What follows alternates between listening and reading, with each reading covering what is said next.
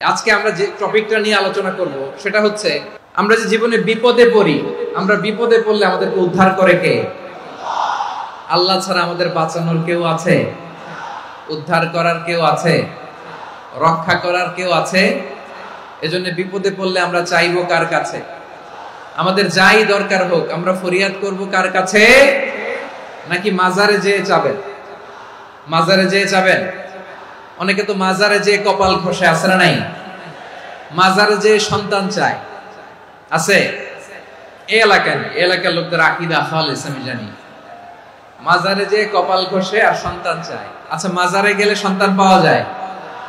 আচ্ছা, মাজারে না গেলে যদি বাচ্চা না হতো, গরু ছাগলের যে বাচ্চা হয় ওরা কোন মাজারে মানত করে বলেন? কথা কি বুঝতেছেন? এই যে প্রতি বছর গরু ছাগল ভেড়া এগুলো যে বাচ্চা দেয়, এরা কোন মাজারে যে মানত করে?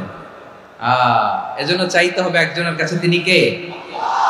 আমার প্রিয় পটুয়াখালীবাসী, মাজার জিয়ারত করা সুন্নাহ। আমরা মাজার জিয়ারত করব, আল্লাহ ওয়ালাদের কবরে যাব, আমরা সেখানে যে সালাম দিব, দোয়া করব, নিজের জন্য করব, কবরে শুয়ে থাকা মাইয়েতের জন্য করব, পুরো মুসলিম উম্মার জন্য করব। কিন্তু কবরে যিনি শুয়ে আছে ওই বাবার কাছে সন্তান চাওয়া যাবে? চাকরি চাওয়া যাবে? সফলতা চাওয়া যাবে? সফলতা দেয় কে? এক কথাই রব্বুল আলামিন বলেন, ওয়া ইয়ামসাসকাল্লাহু বিদুররিন ফালা কাশিফা লাহু ইল্লা হু ওয়া ইয়ুরিদকা বিখাইরিন ফালা রাদ্দা লিফাদলি ইউসিবু বিহি মান ইয়াশাউ মিন ইবাদিহি ওয়া হুয়াল গফুরুর রহিম। আল্লাহু আকবার। আল্লাহ বললেন, ওয়া ইয়ামসাসকাল্লাহু বিদুররিন ফালা কাশিফা লাহু ইল্লা হু।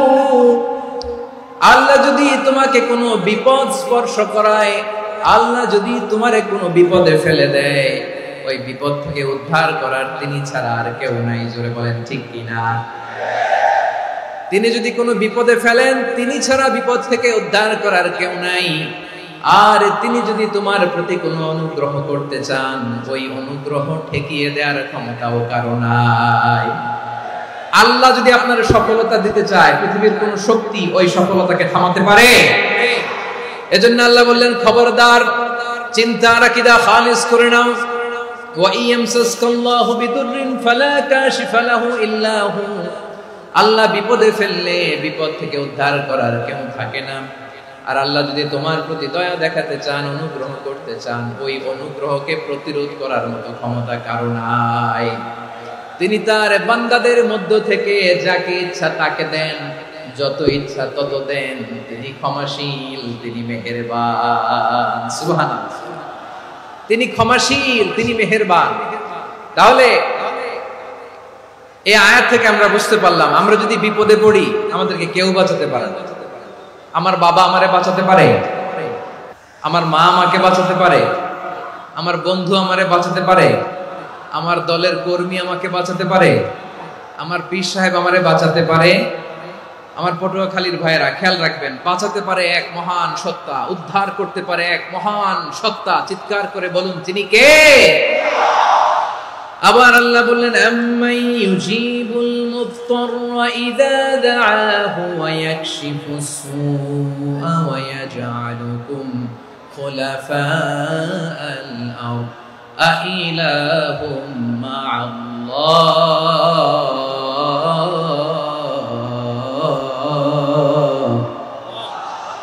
ক্বালিলাম মা তাযাক্কারুন। রব্বুল আলামিন বলেন, বিপদে পড়ে কাতর কণ্ঠে চিন্তাগ্রস্ত হয়ে যখন কেউ ফরিয়াদি হয়ে আল্লাহর ডাকে হাত তোলে, তখন এই ব্যক্তির ডাকে সাড়া দেয় কে? বিপন্ন অবস্থায় আপনি যখন কেঁদে কেঁদে হাত তুলে আপনার দুঃখের কথা জানান, আপনি যখন ডাকেন তারে, তখন আপনার ডাকে সাড়া দেয় কে? আল্লাহ বলে, আমি সাড়া দেই। তোমাদের বিপদকে মুক্ত করে দেয় কে? ওই আল্লাহর সাথে কোন উপাস্য আছে নাকি? কিন্তু খুব অল্প সংখ্যক লোকই তোমরা উপদেশ গ্রহণ করো। কথাটা কার? তাহলে বিপন্ন মানবতা যখন কাঁদে, মানুষ যখন বিপদে পড়ে নিরুপায় হয়ে ফরিয়াদ করে, তার ডাক শোনার কেউ নাই, একজন ছাড়া। চিল্লায় বলেন তো তিনি কে? এজন্য আমরা ফরিয়াদের হাত কার দিকে তুলব? এবং খেয়াল রাখতে হবে, মাথার সাথে সেট করে নিতে হবে, আল্লাহ ছাড়া আমাকে উদ্ধার করার কেউ নাই। এই পৃথিবীতে কেউ আপন না প্রিয় ভাই। বিপদে বললে বোঝা যায় কেউ আপন না। আপন শুধু একজন মহান সত্তা, তিনি কে? বিপদে আপদে কেউ আমাদের বাঁচাতে পারে না, তরাতে পারে না, মুক্তি দিতে পারে না, উদ্ধার করতে পারে না, একমাত্র আমার প্রভু ছাড়া, আল্লাহ ছাড়া। চিল্লায় বলেন ঠিক কিনা? মাথার সাথে এটা সেট করে নিতে হবে যে আমাদের পুরো জীবনটাই পরীক্ষা। The life is a test. পুরো জীবনটাই পরীক্ষা। এই জীবনে বিপদ আসবে, আপদ আসবে, পরীক্ষা আসবে, সবার জীবনে এটা থাকে। এক একজনের পরীক্ষা এক এক রকম। আমার পরীক্ষা একরকম, মাসুদ ভাইয়ের পরীক্ষা একরকম, চৌধুরী সাহেবের পরীক্ষা একরকম, আপনার পরীক্ষা একরকম, ওনার পরীক্ষা আবার আরেক রকম। পুরো পৃথিবীটাই পরীক্ষা ক্ষেত্র, সবাই পরীক্ষা দিচ্ছি, কিন্তু কারো পরীক্ষা প্রশ্নের সাথে কারোটার মিল নাই। সুবহানাল্লাহ পড়বেন না? পুরোটাই পরীক্ষা ক্ষেত্র, সবাই পরীক্ষার্থী, কিন্তু প্রশ্নপত্র একটার সাথে আরেকটা মিলে না। One doesn't match the other. একজনেরটার সাথে আরেকজনেরটা মিলে না। কাউকে আল্লাহ তাআলা ধনী বানিয়ে পরীক্ষা করেন, আবার কাউকে আল্লাহ তাআলা গরিব বানিয়ে পরীক্ষা করেন, কাউকে আল্লাহ অসুস্থ বানিয়ে পরীক্ষা করেন। কেউ দেখবেন যে দুরারোগ্য ব্যাধিতে আক্রান্ত, ডাক্তার বলেছে আর সময় নাই, দুরারোগ্য ব্যাধি, ক্যান্সার, যার নেই কোনো অ্যান্সার, তার জন্য পরীক্ষা হচ্ছে এই রোগ। আরেক লোক দেখবেন তার আবার রোগ বালাই নাই, মাশাআল্লাহ, তাকে আল্লাহ তাআলা আর্থিক দৈন্যতা, দারিদ্রতা দিয়ে পরীক্ষা করছেন। এরকম আছে না নাই? টাকা পয়সা নাই, দিন আনে দিন খায়, যা আছে তাতে চলে না, এটা তার জন্য পরীক্ষা। আবার আরেক শ্রেণীর লোক দেখবেন তাকে আল্লাহ অসুস্থতাও দেয় নাই, দারিদ্রতাও দেয় নাই, তার দাম্পত্য জীবনের সমস্যা, স্ত্রী কথা শোনে না, অথবা ছেলে মেয়ে কথা শোনে না। তাহলে পরীক্ষা সবার জীবনে আছে, এক একজনের পরীক্ষাটা এক এক রকম। আল্লাহ তাআলা দেখতে চায় যে এই পরীক্ষার সময় আমরা কিরকম রেসপন্স করি, how to deal with the test, কিভাবে এই বিপদ আপদ পরীক্ষাগুলোকে আমরা হ্যান্ডেল করব, ডিল করব, এটা হচ্ছে আজকের আলোচনার বিষয় আমার প্রিয় ভাইয়েরা। তাহলে পরীক্ষাময় আমাদের জীবন, বিপদ আপদ পরীক্ষা, এটা মানুষের পিছু ছাড়ে না।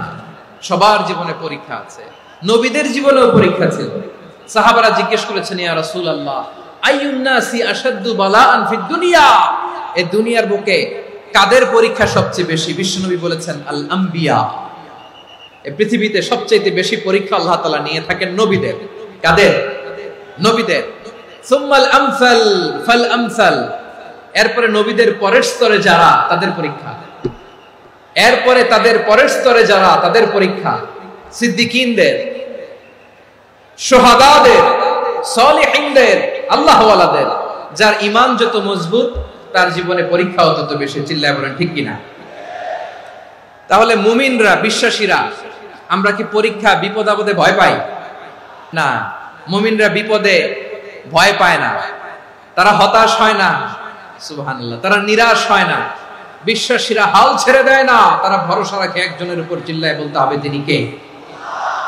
কারণ মুমিন জানে the grief isn't permanent, the test isn't permanent, the struggle in our life isn't permanent. আমাদের জীবনের দুঃখ, কষ্ট, স্ট্রাগল, এগুলো পার্মানেন্ট নয়। after every difficulties there is an ease. সব কষ্টের পরেই একটা সুখ আছে না নাই? রব্বুল আলামিন বলেন, ফা ইন্না মাআল উসরি ইউসরা, ইন্না মাআল উসরি ইউসরা, ভয় পেও না, চিন্তা করো না, কষ্টের সাথেই আমি রেখে দিয়েছি স্বস্তি। সুবহানাল্লাহ বলেন।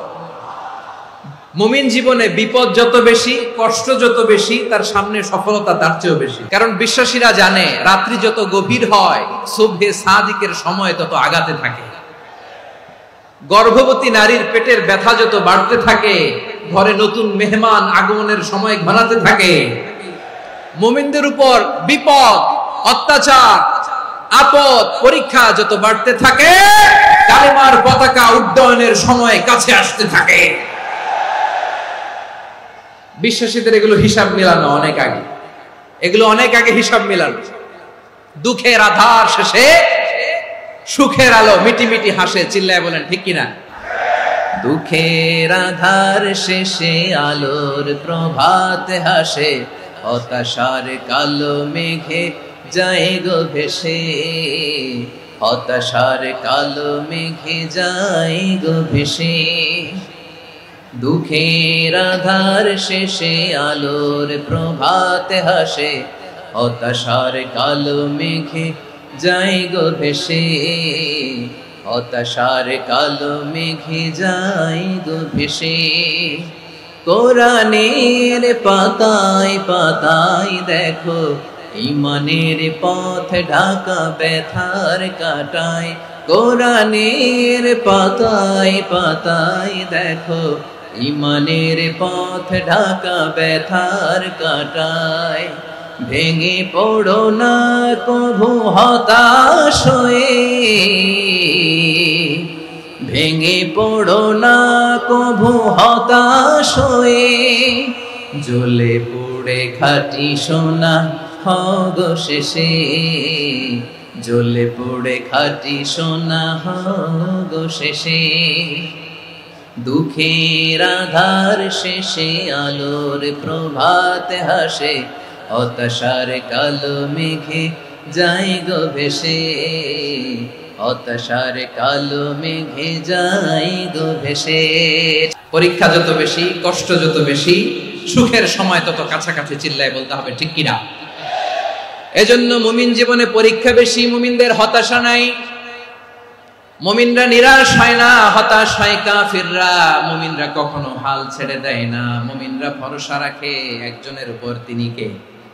তাহলে আমার প্রিয় পটুয়াখালীবাসী, বিপদ থাকবে, পরীক্ষা থাকবে, এই বিপদ থেকে আমাদেরকে উদ্ধার করবেন একজন, তিনি কে?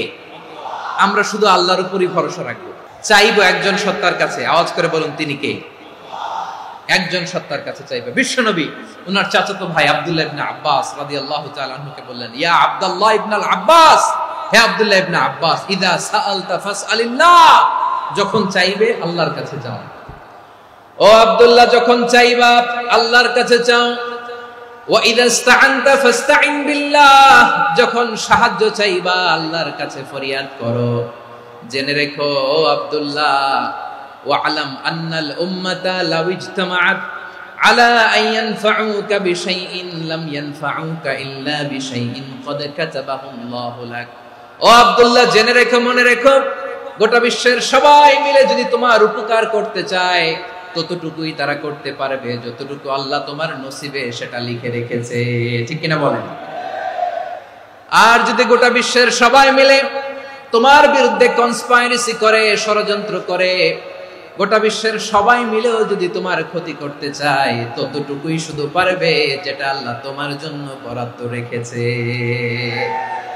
যতটুকু আল্লাহ তাআলা তোমার জন্য বরাদ্দ রেখেছে অতটুকুই ক্ষতি করতে পারবে, আর এক চুল বেশিও করতে পারবে না, কমও করতে পারবে না। চিল্লায় বলেন ঠিক কিনা? এজন্য আমরা চাইবো কার কাছে? সব সময় আমরা আল্লাহর কাছে চাইবো, বিপদে আপদে, সুখে দুঃখে, সচ্ছল অবস্থায় অসচ্ছল অবস্থায়, পরাজয়ের সময় বিজয়ের সময়, সব সময় আমরা ভরসা রাখবো কার উপর? সবাই বলুন। একদল লোক আছে যারা বিপদে পড়লে আল্লাহরে ডাকে, বিপদ আসলে আল্লাহরে ডাকে, বিপদ নাই আল্লাহও নাই। বিপদে পড়লে নামাজ পড়ে, বিপদও নাই নামাজও নাই।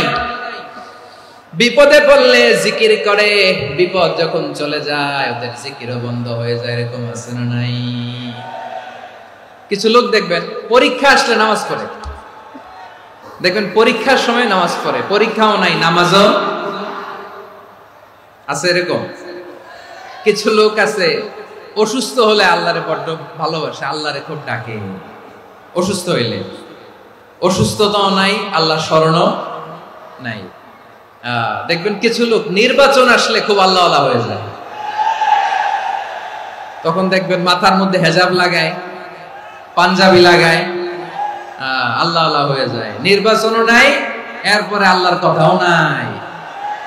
আছে না নাই? না, এরকম হওয়া যাবে না। সব সময় আমরা আল্লাহরে ডাকবো, বিপদে আপদে সব সময় ভরসা রাখবো আমরা একজনের উপর। আওয়াজ করে বলেন, তিনি কে?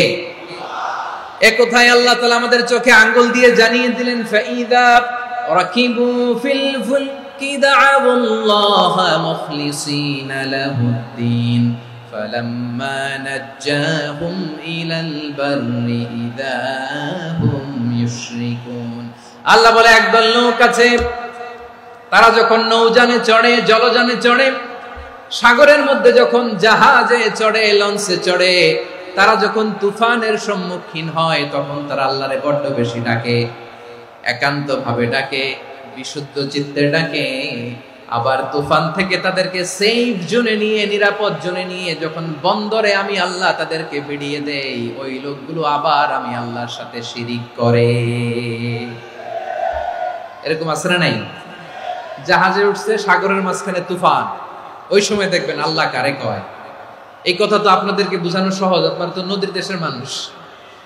আচ্ছা, লঞ্চে উঠে তুফানের সম্মুখীন হয়েছেন, জলোচ্ছ্বাস, সবাই, আমার বলার দরকার নাই, বলেন, মাঝ নদী, তুফান, জলোচ্ছ্বাস, জলের মধ্যে উচ্ছ্বাস, ঢেউ, টর্নেডো, সাইক্লোন, মেঘের ঘনঘটা, পরিবেশ ঘুটঘুটে অন্ধকার, লঞ্চ একবার এদিকে আরেকবার ওইদিকে, ভিতরে কি অবস্থা হয় বলেন তো? তখন মুসলিম আল্লাহর ডাকে, হিন্দু আল্লাহর ডাকে, ঠিক কিনা বলেন? আস্তিক আল্লাহর ডাকে, নাস্তিক আল্লাহর ডাকে, ঠিক কিনা? লঞ্চের ভেতর, স্টিমারের ভেতর কান্নারে রোল পড়ে যায়, চিৎকারের রোল পড়ে যায়, সবার মুখ দিয়ে শুধু একটা আওয়াজ, লা ইলাহা লা ইলাহা লা ইলাহা সুবহানাল্লাহ আলহামদুলিল্লাহ লা ইলাহা। আল্লাহ নামের জিকির করবে যারা, আল্লাহর কাছে প্রিয় তারা, আল্লাহর কাছে প্রিয় যারা, জান্নাতে প্রবেশ করবে তারা, জোরে লা ইলাহা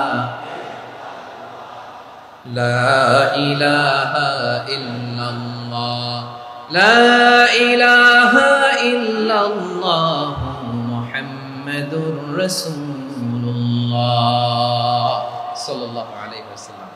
আমার প্রিয় পটুয়াখালীবাসী, তাহলে লঞ্চের ভেতরে যখন আমরা তুফানের মধ্যে পড়ি, তখন সবাই মিলে আমরা একটা নামের জিকির করি। নামটা কার? মুসলমানেরাও ডাকে, হিন্দুরাও ডাকে, আস্তিকও ডাকে, নাস্তিকও ডাকে, সবাই ডাকে একজনকে, তিনি কে?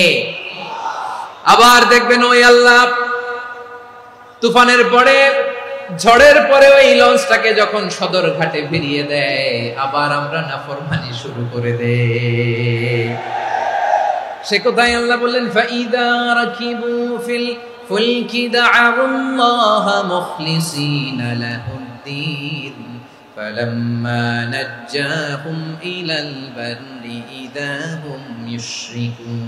সাগরে যখন তুফানে পড়ে আমি আল্লাহর ডাকে, আবার আমি আল্লাহ যখন বাঁচিয়ে দেই, আবার আমি আল্লাহর সাথে শিরিক শুরু করে। আমরা কি এরকম হতে চাই নাকি? বিমানের মধ্যে মাঝে মাঝে দেখবেন যে এয়ার টার্বুলেন্স হয়, জানেন? এয়ার টার্বুলেন্স জানেন তো? মাঝে মাঝে বিমানটা বাউন্সিং করে, বাম্পি, ভেরি বাম্পি ওয়েদার। শুনেন নাই? 40,000 ফিট উপরে যখন থাকে, তখন পাইলট মাঝে মাঝে বলে, dear passengers, ladies and gentleman, right now we are flying 40,000 feet above the ground and we are passing very air turbulence, very heavy air turbulence right now. Please fasten your seat belts. দেখবেন মাঝে মাঝে বলে যে, ভদ্র মহিলা, ভদ্র মহোদয়গণ, আমরা 40,000 ফিট উপর দিয়ে যাচ্ছি আর এয়ার টার্বুলেন্স ফেস করছি, মেহেরবানি করে আল্লাহর রাস্তে সিট বেল্ট বাঁধুন। তখন বিমানটা এরকম বাউন্সিং করে, শেকিং করে। আপনারা মুখোমুখি হয়েছেন? ইদানিং এই এয়ার টার্বুলেন্স বেড়ে গিয়েছে। গত বছর আমার ইন্টারন্যাশনাল অনেকগুলো ফ্লাইট ছিল, তো আমি দেখলাম যে আগের ফ্লাইটগুলোর তুলনায় এখন এয়ার টার্বুলেন্স খুব বেশি। আমি একটু রিসার্চ করে দেখলাম, ক্লাইমেট চেঞ্জের কারণে, জলবায়ু পরিবর্তনের কারণে আকাশের বাতাসের মুভমেন্টে পরিবর্তন হয়েছে, ফলে এখন বিমান শেকিং করে বেশি, বাউন্সিং, বাম্পি ওয়েদার। তো বলেন তো, 40,000 ফিট উপরে যখন আপনি, কয় হাজার ফিট? 40,000 ফিট উপরে যখন আপনি, তখন যখন বিমানটা এরকম বাউন্সিং করে, সবাই যখন ভমিটিং করে বিমান নষ্ট করে দেয়, বমি করে, তখন বাঁচানোর কে আছে আল্লাহ ছাড়া? কেউ আছে? ওই মুহূর্তেও সবাই মিলে একজনের ডাকে আওয়াজ করে বলেন, তিনি কে? আল্লাহ। ওই মুহূর্তেও সবাই মিলে একজনের ডাকে আওয়াজ করে বলেন, তিনি কে? আল্লাহ। ওই মুহূর্তেও সবাই মিলে একজনের ডাকে আওয়াজ করে বলেন, তিনি কে? মাঝে মাঝে কিছু সোশ্যাল মিডিয়ায় কিছু ভিডিও পাওয়া যায় যে হেভি যখন এয়ার টার্বুলেন্স হয় 10 সেকেন্ড 15 সেকেন্ডের কিছু ভিডিও পাওয়া যায় বিমানটা এরকম বাউন্সিং করছে, বাম্পি ওয়েদার, কাঁপছে, মানুষগুলো বমি করছে, অক্সিজেন মাস্কগুলো সব ঝুলে পড়েছে, বিমানটা শুধু কাঁপছে। তখন দেখবেন বিমানের ভেতরেও এরকম লঞ্চের মতো চিৎকার আছে না নাই? বিমানের ভেতরেও তখন চিৎকার। গত বছর হিথ্রো এয়ারপোর্ট থেকে সিঙ্গাপুর এয়ারলাইন্সের একটা ফ্লাইট হিথ্রো টু চাঙ্গি একটা ফ্লাইটে এমন বেশি এয়ার টার্বুলেন্সের শিকার হয়েছিল ওই এয়ারক্রাফটটা, 33 জন যাত্রী সেখানে আহত হয়েছে, একজন যাত্রী নিহত হয়েছে। কেবিন ক্রুজ এয়ার হোস্টেস যারা আছে, একজনের নাক ফেটে, চোখ ফেটে, কপাল ফেটে, ব্লিডিং হয়ে শয়লা। প্রিয় ভাইরা, 40,000 ফিট উপরে বিমানটা যখন কাঁপবে তখন আমাদেরকে আল্লাহ ছাড়া আর কেউ বাঁচানোর আছে? এত আসতে বললে হবে? ওই কঠিন মুহূর্তে আমার বাবা আমারে বাঁচাতে পারে, আমার বন্ধু আমারে বাঁচাতে পারে? এই গ্রাউন্ডে, জমিনের বুকে আমার প্রোটোকল, আমার ক্ষমতা, আমার দাম্ভিকতা কোনো কিছু আমারে বাঁচাতে পারে? একজন ছাড়া। চিল্লায় বলতে হবে, তিনি কে? সে আল্লাহ বললেন, গোলাম আমি বিপদের সময় ঠিকই তোমাদের বাঁচিয়ে দেই। ওই বিমানের ভেতরে 40,000 ফিট উপরে যখন তোমরা এয়ার টার্বুলেন্সের শিকার হও, তখন নাস্তিকও আল্লাহরে ডাকে, হিন্দু আল্লাহরে ডাকে। জোরে বলেন ঠিক কিনা? আবার বিমানটা যখন শান্ত হয়ে যায়, একটু পরেই বিমানের স্ক্রিনের মধ্যে হিন্দি সিনেমা খোঁজে। বিমানের স্ক্রিনে কিন্তু বিশাল ওখানে আফলাম ফিল্মের একেবারে বোঝাই করা। বিমানটা শান্ত হলে আবার হিন্দি সিনেমা দেখা শুরু করে। একটু আগে ডাকছিল কারে? দেখবেন বাংলাদেশে আমাদের ক্রিকেটাররা যখন অন্য কোনো দেশের সাথে খেলে, অনেক সময় এমন হয় বল বাকি একটা, রান দরকার 6টা। বল বাকি কয়টা? রান দরকার। আপনি দেখবেন ক্যামেরাম্যান তখন গ্যালারিতে খালি দেখায় দর্শকদের যে কি অস্থিরতা। হিপ হপ স্টাইলের মেয়েটা, যে মেয়েটার ওড়না এতক্ষণ ছিল গলায়, এতক্ষণ কই ছিল, ওই মেয়েটা দেখবেন ওড়নাটা টেনে মাথায় দিয়ে এরকম মুনাজাত ধরতেছে, আল্লাহ আল্লাহ, একটা ছক্কা, আল্লাহ আল্লাহ, আমার লাল সবুজের পতাকারে তুমি অপমানিত কইরো না আল্লাহ, ইন্ডিয়ার সাথে আমাদের খেলা, আল্লাহ আল্লাহ, একটা ছক্কা, একটা। পুরো খেলা জুড়ে এই মেয়ের ওড়না ছিল গলায়, কিন্তু যখন 1 বলে 6 রান দরকার, ওড়না চলে আসছে কোথায়? মাথায়। আবার মুনাজাত আছে না নাই? ঠিকই বাংলাদেশের দামাল ছেলে এমন এক শট মারলো, বল চলে গেল স্টেডিয়ামের বাইরে, ছক্কা, জিতে গেলাম আমরা। পুরো স্টেডিয়াম জুড়ে চিৎকার, হই হুল্লোড়, মौज মাস্তি। যেই মেয়েটা মাথার মধ্যে ওড়না দিয়ে এতক্ষণ সুবহানাল্লাহ সুবহানাল্লাহ বলে আল্লাহর কাছে দোয়া করেছে, ওই মেয়ে এখন আবার ওড়না ফেলে দিয়ে নাচা শুরু করে দিয়েছে। তাহলে আল্লাহর ভয়, আল্লাহর প্রতি আস্থা, বিশ্বাস, ভালোবাসা, এটা কি ক্ষণিকের জন্য? মানে আমার যখন লাগবে তখন আল্লাহর ইউজ করব নাকি? হ্যাঁ, বিপদে আপদে, সুখের সময় দুঃখের সময়, সচ্ছল অসচ্ছল অবস্থায় বিশ্বাসীরা ভরসা রাখে একজনের উপর। চিৎকার করে বলে, পটুয়াখালী তিনি কে? সে আল্লাহ বললেন, গোলাম মনে করো না জাহাজ থেকে সদরঘাটে ভিড়িয়ে দিলাম, তুমি নিরাপদ হয়ে গেছো। মনে করো না 40,000 ফিট থেকে সেফ ল্যান্ডিং এর পরে এয়ারপোর্টে নেমে গেলেই তুমি নিরাপদ হয়ে গেছো। ও মিয়া, বিপদ কি শুধু সাগরে আর আকাশে? ঘরের ভেতরও বিপদ আসতে পারে কি পারে না? এজন্য সূরা মুলক আল্লাহ বললেন, আমিনতুম মান ফিস সামাই আন ইয়াখসিফা বিকুমুল আরদা ফাইযা হিয়া তামুর। আল্লাহ বললেন, তোমরা কি ভেবেছো তোমরা নিরাপদ? আমি চাইলে ল্যান্ডস্লাইডস, ভূমি ধস দিয়ে 1 লক্ষ 1 মুহূর্তে নিয়ে যেতে পারি।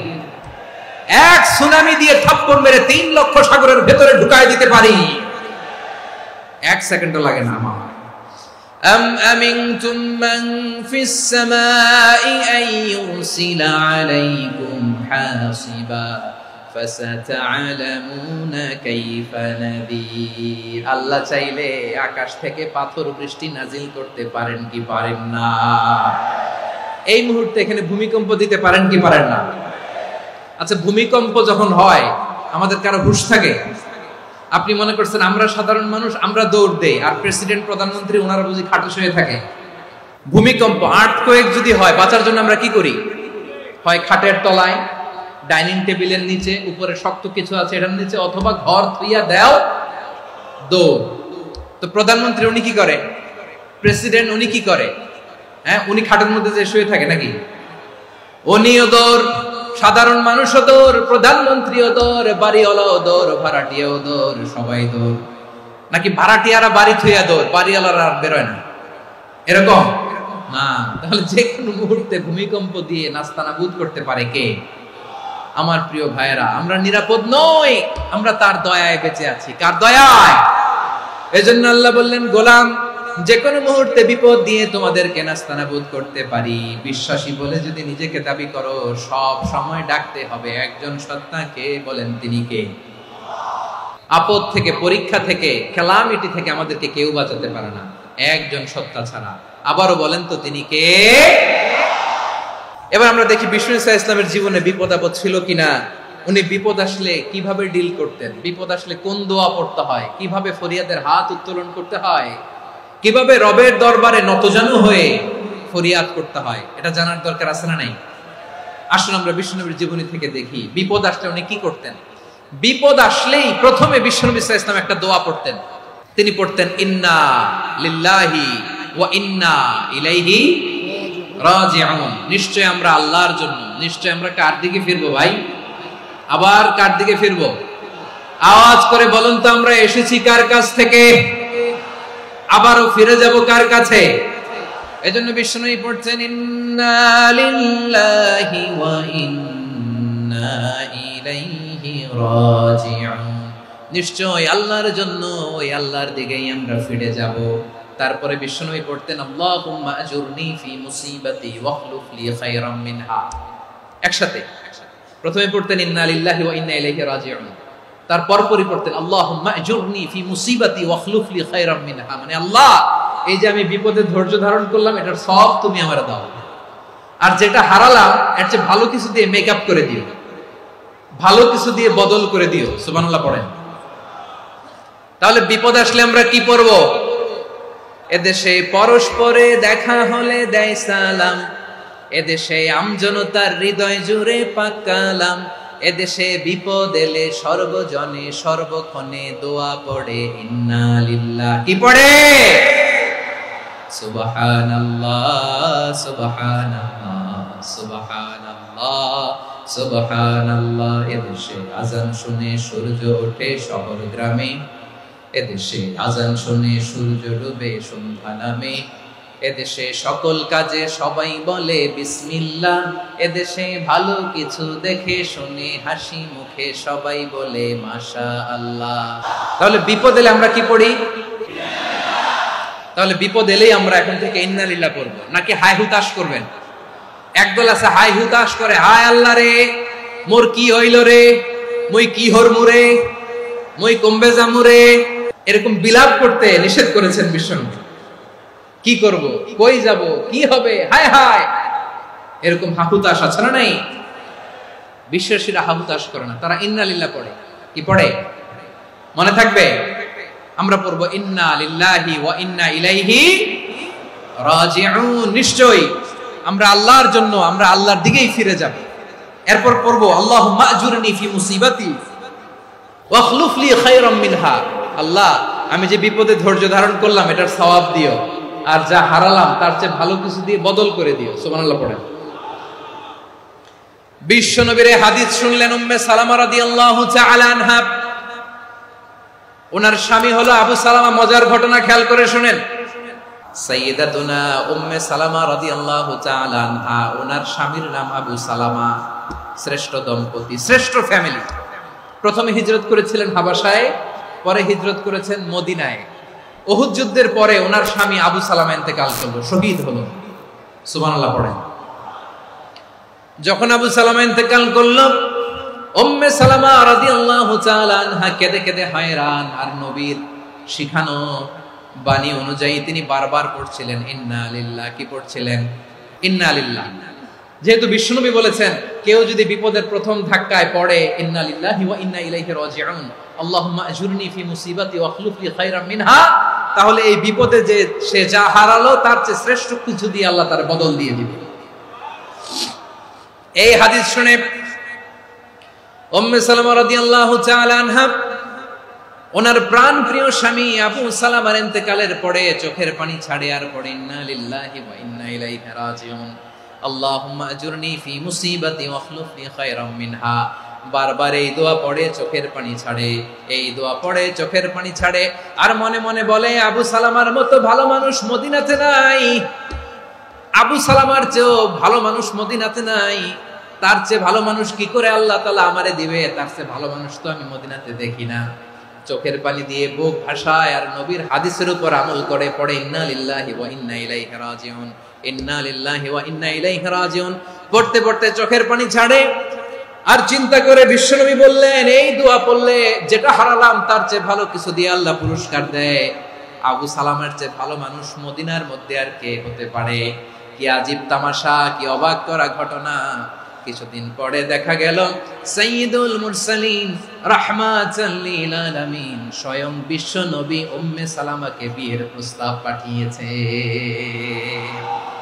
স্বয়ং বিশ্ব নবী উম্মে সালামা রাদিয়াল্লাহু তাআলা আনহাকে বিয়ের প্রস্তাব পাঠিয়েছেন। উনি রাজি হয়ে গেলেন, বিয়ে হয়ে গেল, উনি হয়ে গেলেন উম্মুল মুমিনিন, আমাদের মা, পুরো মুসলিম উম্মার মা। চিৎকার করে বলেন আল্লাহু আকবার। তাহলে আমার প্রাণপ্রিয় ভাইরা, বিপদে পড়লে আমরা পড়বো ইন্না লিল্লাহি ওয়া ইন্না ইলাইহি রাজিউন, আল্লাহুম্মা আজুরনি ফি মুসিবাতি ওয়াখলুফ লি খায়রাম মিনহা। যারা যারা বিপদ আসলে এই দোয়াটা পড়বেন এখন থেকে আওয়াজ করে ইনশাআল্লাহ বলেন। যা হারাইছেন তার চেয়ে শ্রেষ্ঠ জিনিস দিয়ে বদলা দিবে কে? তাহলে বিপদে পড়লেই প্রথমে আমরা এটা পড়বো, শুনে শুনে মুখস্থ করবেন। আমার মায়েরা, আমার বোনেরা, আপনাদের জন্য 3টি মাঠের অ্যারেঞ্জমেন্ট করা হয়েছে, আমি জানি। আপনারা এই দোয়াগুলো পড়বেন, আপনার স্বামীকে শেখাবেন, সন্তানকে শেখাবেন, আপনার পুরো পরিবারটাকে জান্নাতের টুকরো বানিয়ে দিবে কে? তাহলে বিপদ আসলে প্রথমে কি পড়তে হবে এটা জেনে গেলাম। এরপরে বিপদ আসলে নিজেকে কি করে আল্লাহর কাছে সঁপে দিতে হয় এটাও জানার দরকার আছে না নাই? বিপদে প্রথমে ইন্না লিল্লাহ পড়লাম, ধৈর্য ধারণ করলাম, বিপদ থেকে উদ্ধারের সর্বোচ্চ চেষ্টা করলাম। আমার কাজ যখন শেষ তখন আমি আমার এই বিষয়টা আল্লাহর কাছে সঁপে দিব। কার কাছে? বিপদে বললে কেমন করে নিজেকে আল্লাহর কাছে সঁপে দিতে হয় আসুন সাইয়েদনা ইব্রাহিম আলাইহিস সালামের জীবনী থেকে জানি। আল্লাহর খলিল ইব্রাহিম আলাইহিস সালাম আমাদের মতো সমাজ ব্যবস্থা পায় নাই। আমরা জন্মের পরে আমাদের কানের ভেতরে আজান দিয়েছে কে? একামত দিয়েছে কে? আমাদের বাপ-দাদারা আমাদের কানে আজান দিয়েছে কি দেয় নাই? আমাদের জন্মের পরেই তো আজান, একামত, বাড়ির পাশে মসজিদ, প্রতিদিন আজান, জুমার খুতবা, প্রতি মাসে মাসে তাফসীরুল কোরআন মাহফিল, মসজিদ, মিনারা, অভাব নাই। ঠিক কিনা বলে? আপনি যেই সুন্দর ইসলামিক এনভায়রনমেন্ট পেয়েছেন, আমাদের ইব্রাহিম খলিল উনিও কি এরকম পেয়েছিলেন? হ্যাঁ, উনি জন্মের পর পরে ওনার কানে আজান দিয়েছে কেউ? আমার প্রিয় ভাইরা, আগা গোড়া একটা শিরকি পরিবেশ উনি জন্মগ্রহণ করেছেন। উনি ছাড়া ওই তল্লাটে একজনও আল্লাহর উপর বিশ্বাসী নাই। কল্পনা করতে পারেন? গোটা তল্লাটে, গোটা দেশে বিশ্বাসী মুমিন, আল্লাহর উপর বিশ্বাস স্থাপনকারী কয়জন? সবাই বলেন কয়জন? বাকি সব মুশরিক। বাকি সব মুশরিক নিজের সাথে নিজে শক্ত বোঝাপড়া করে, অ্যানালজি করে, সেলফ কনভারসেশন করে উনি মহা সত্যের সন্ধান পেয়েছে। উনি আকাশের তারা দেখে ভাবে মনে হয় এটাই আমার খোদা, পরে দেখে তারা নাই, মনে মনে বলে না তাইলে এটা না। আবার চাঁদ দেখে বলে চাঁদটা বড় মায়া লাগে, মনে হয় এটাই আমার রব, পরে দেখে চাঁদও নাই, কয় না এটা না। এরপরে দ্বীপ প্রহরের জলজলে সূর্যটা খাঁ খাঁ করে গোটা পৃথিবীটারে রৌদ্র দিয়ে তাতিয়ে রাখে। তিনি ভাবলেন মনে হয় এটাই আমার রব, কারণ এটাই তো সবচেয়ে বড়। কিন্তু বিকেল বেলা ওই সূর্যটাও যখন চলে যায়, সাইয়েদনা ইব্রাহিম বলে না এটাও তো নাই, আমার খোদা যদি আমারে ছেড়ে চলে যায়, বিপদে পড়লে আমারে উদ্ধার করবে কে? এভাবে নিজের সাথে অ্যানালজি, সেলফ কনভারসেশন করতে করতে করতে তিনি মহা সত্যের সন্ধান পেয়েছেন। সুবহানাল্লাহ। সব শেষে তিনি ডিসিশন নিয়ে ঘোষণা দিলেন, ইন্নী ওয়াজ্জাহাতু ওয়াজহিয়া লিল্লাযী ফাতারাস সামাওয়াতি ওয়াল আরদা হানিফান ওয়া মা আনা মিনাল মুশরিকিন। নিশ্চয় আমি এমন সত্তার দিকে মনোনিবেশ করলাম, মুখাপেক্ষী হলাম, যিনি আকাশ বানিয়েছেন, জমিন বানিয়েছেন, আমি মুশরিক নই। সুবহানাল্লাহ। পারতেন? আপনি পারতেন? কেউ নাই, লক্ষ লক্ষ মুশরিক, আপনি একা। ওনার মতো এরকম বিচক্ষণতা দিয়ে আল্লাহরে খুঁজে পাইতে পারতেন আপনি? কি নবী ছিল, আল্লাহকে খুঁজে পেয়েছে। যখন আল্লাহর ইবাদত শুরু করলো, এই কথা ছড়ায় পড়লো চারদিকে। নমরুদ সাইয়েদনা ইব্রাহিমকে ডেকে পাঠালেন। নমরুদ বলে, ইব্রাহিম, তুমি নাকি মূর্তির পূজা না করে কোন নতুন রবের ইবাদত করো, কে তোমার রব? সাইয়েদনা ইব্রাহিম বললেন, রব্বি আল্লাযী ইউহয়ী ওয়া ইউমীত, আমি এমন রবের ইবাদত করি যিনি জীবন দেন, যিনি মৃত্যু দেন। নমরুদ বলে, তাই নাকি? তোমার রব জীবন দেয়, মৃত্যু দেয়, আর এটা তো আমি দেই। আমিও তো জীবন দেই, আমিও তো মৃত্যু দেই। সাইয়েদনা ইব্রাহিম বললেন, কেমন করে তুমি জীবন দাও, মৃত্যু দাও, একটু দেখাও তো। নমরুদ জেলখানা থেকে দুজন কয়েদিকে ডেকে আনলো। কয়েদি এনে অর্ডার করলো, একটাকে এখনই শিরোচ্ছেদ, হেড অফ, ডেথ পেনাল্টি, মৃত্যুদণ্ড দেয়া হলো। ফিনকি দিয়ে রক্ত বের হলো। নমরুদ বলে, দেখো, দুজনকে ধরে আনলাম, একজন কয়েদিকে দিলাম ডেথ পেনাল্টি, মৃত্যুদণ্ড, ওরে মৃত্যু দিলাম। আরেকজন যে দাঁড়িয়ে আছে, চাইলে ওরেও আমি মৃত্যুদণ্ড দিতে পারি, কিন্তু না, ওরে আমি দিব না, ওরে আমি বাঁচায়া দিলাম, ছেড়ে দিলাম, মানে জীবন দিলাম। দেখো ইব্রাহিম, তোমার চোখের সামনে একজনরে মৃত্যু দিলাম, আরেকজনরে জীবন দিলাম। আপাত দৃষ্টিতে তাই তো, একজনরে তো জীবন দিল, আরেকজনরে মৃত্যু দিল। সাইয়েদনা ইব্রাহিম এবার বিপাকে পড়ে গেলেন। কিন্তু এক একজন নবীকে আল্লাহ এমন উইজডম, বিচক্ষণতা দিয়ে এই জমিনে পাঠিয়েছেন। মুহূর্তের মধ্যে আল্লাহর খলিল ইব্রাহিম বললেন, ফাইন্নাল্লাহা ইয়াতি বিশ-শামসি মিনাল মাশরিকি ফাতি বিহা মিনাল মাগরিব ফাবুহিতাল্লাযী কাফার। আল্লাহর খলিল ইব্রাহিম বললেন, নমরুদ, বুঝলাম তুমি জীবন দাও, মৃত্যু দাও, দেখলাম, কিন্তু আমার রব, আমার আল্লাহ প্রতিদিন সকালবেলা উষা লগ্নে ওই পূর্ব দিগন্ত থেকে সূর্যটাকে উদিত করেন, সাঁঝের বেলা, বিকেল বেলা, কুথুরি লগ্নে, সন্ধ্যা বেলা ওই দ্বিপ্রহরের জলে সূর্যটাকে পশ্চিম দিগন্তে ডুবিয়ে দেন। মানে সকালবেলা পূর্ব দিক থেকে উদিত করা সূর্যটাকে পশ্চিম দিকে বিকেলে তিনি ডুবিয়ে দেন। তুমি যদি পারো ওই সূর্যটাকে পশ্চিম দিক থেকে উদিত করে পূর্ব দিকে ডুবিয়ে দাও। সুবহানাল্লাহ পড়বেন না? দেখেন, ইনস্ট্যান্ট ইন্টেলেক্ট, মুহূর্তে বিচক্ষণতা, উইজডম কাকে বলে? নমরুদ পারবে? নমরুদের বাপ পারবে? ওর দাদা, ওর 14 গোষ্ঠী, গোটা বিশ্বের সব ক্ষমতাধর রাষ্ট্রনায়করা একসাথে হলে পারবে? ফাবুহিতাল্লাযী কাফার পারে নাই, ব্যর্থ হয়েছে। এবার তেলে বেগুনে জ্বলে উঠেছে, রেগে মেগে আগুন বলে, ফালকুহু ফিল জাহিম। ওর সাথে তর্ক নাই, না পেরে এবার এটারে আগুনে ফেলা। বিশাল বিশাল গাছ কেটে লাকড়ি এনে আগুনের কুণ্ডলি বানানো হলো, দাও দাও দাও দাও করে আগুন জ্বলে। আল্লাহর খলিল ইব্রাহিমকে আগুনে নিক্ষেপ করা হবে। আল্লাহর খলিল সাইয়েদনা ইব্রাহিমের হাতের মধ্যে রশি দিয়ে টাইট করে বাঁধা হলো, পায়ের মধ্যেও টাইট করে রশি দিয়ে বাঁধা হলো। আল্লাহর খলিল ইব্রাহিমকে আগুনের কুণ্ডলির মধ্যে ফেলা হবে। ওমিয়া, আপনি যে বিপদের কারণে ভয় পান, হতাশ হন, এটা কোনো বিপদ? ওনার বিপদের সামনে এটা কোনো বিপদই না, এটা কোনো বিপদই না। হাত পা বেঁধে টাইট করে নিক্ষেপ করা হবে, সিম্পলি ফেলা যাবে না, কারণ দাও দাও করে দ্য ব্লেজিং ফায়ার, এমন আগুনের কুণ্ডলি, কাছে যাওয়া যায় না, আগুনের উত্তাপে নিক্ষেপ করা হবে। হাতে রশি বেঁধে, পায়ে রশি বেঁধে আল্লাহর খলিল ইব্রাহিম আলাইহিস সালামকে আগুনের মধ্যে নিক্ষেপ করা হবে। আহা, এটার বলে অগ্নি পরীক্ষা। উনি অগ্নি পরীক্ষার সম্মুখীন হয়েছিলেন। এজন্য কঠিন পরীক্ষাকে আমরা অগ্নি পরীক্ষার সাথে তুলনা করি, ঠিক কিনা? সাইয়েদনা জিবরাইল এসে বললেন, ও আল্লাহর খলিল, ওরা তো আপনার হাতও বেঁধে ফেললো, পাও বেঁধে ফেললো, নড়াচড়ার সুযোগ নাই, বলেন আমি জিবরিল ফেরেশতা আপনার জন্য কি করতে পারি? আল্লাহর খলিল ইব্রাহিম বলেন, ও জিবরাইল, তোমার কাছে আমার কোনো চাওয়া পাওয়া নাই। সুবহানাল্লাহ বলেন।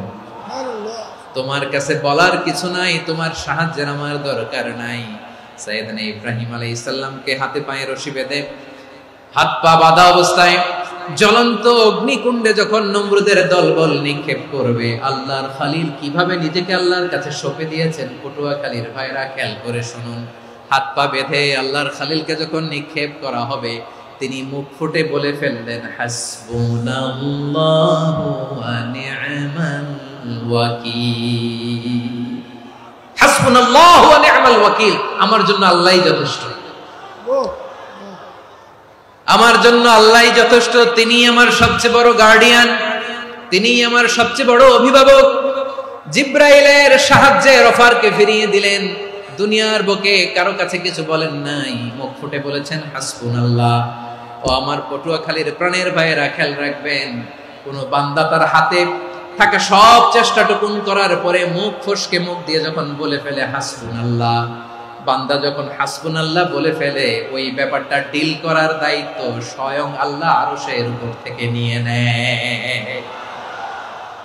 আপনি যখন বলে ফেলবেন হাসবুনাল্লাহ, এটা ডিলিং করবে কে তখন? বান্দা তার সাধ্যের সবটুকু চেষ্টার পরে নতজানু হয়ে যখন বলবে হাসবুনাল্লাহ, আল্লাহ তুমি আমার জন্য যথেষ্ট, নি'মাল ওয়াকিল, তুমি আমার শ্রেষ্ঠ অভিভাবক, তখন তার কি দরকার না দরকার এটা ডিল করে স্বয়ং আল্লাহ। নিক্ষেপ করা হলো সাইয়েদনা ইব্রাহিমকে অগ্নিকুণ্ডলিতে।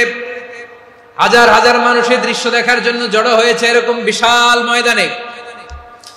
কিন্তু কি অবাক করার ঘটনা, সবাই ভয় পাচ্ছিল, না জানে কি হয়ে যায়। আল্লাহর খলিলকে যখন আগুনের কুণ্ডলিতে নিক্ষেপ করা হয়, আল্লাহর খলিল ইব্রাহিম আগুনের কুণ্ডলীর মধ্যে বসে বসে মানুষগুলোর দিকে তাকিয়ে হাসতে শুরু করে দেয়। কারণ আকাশ থেকে রব্বুল আলামিন স্পেশাল ভার্ডিক্ট নাজিল করেছেন, স্পেশাল হুকুম জারি করেছেন, কুলনা ইয়া নারু কুনি বারদান ওয়া সালামান আলা ইব্রাহিম। ও আগুন, খবরদার, সৃষ্টি শুরু থেকে তোকে একটা ধর্ম আমি বাতলে দিয়েছিলাম, তোর ধর্ম, আগুনের ধর্ম হলো যা পাবে জ্বালিয়ে সারখার করবে। আল্লাহ বলল, আগুন, তোর ধর্ম দিয়েছিলাম, তুই সব জ্বালিয়ে পুড়িয়ে সারখার করে দিবি, কিন্তু ক্ষণিকের জন্য আমি তোর জ্বালিয়ে দেওয়ার ক্ষমতাটাকে কেড়ে নিলাম, জ্বালিয়ে ভস্ম করে দেওয়ার ক্ষমতা আমি কেড়ে নিলাম। কুনি বারদান, ঠান্ডা হয়ে যা, কিন্তু এত বেশি ঠান্ডা হবি না আবার আমার ইব্রাহিমের জন্য সর্দি লেগে না যায়।